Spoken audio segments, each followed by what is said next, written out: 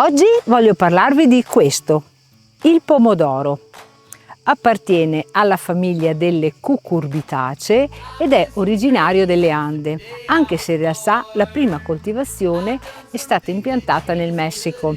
Arriva poi in Europa attorno al 500, ma è solamente 2 secoli più tardi che trova la sua massima collocazione nella cucina.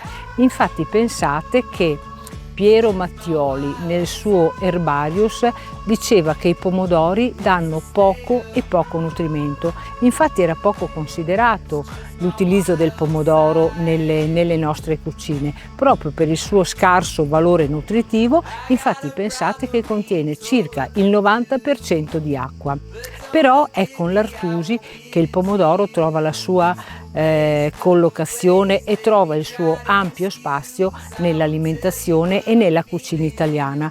Infatti i pomodori, che sono classificati in base alla loro forma e in base al loro colore, hanno moltissimi utilizzi. Ci sono i pomodori da conserva, ci sono i pomodori da sugo, i pomodori da salsa, i pomodori che vengono serviti crudi oppure cotti in diverse varie forme.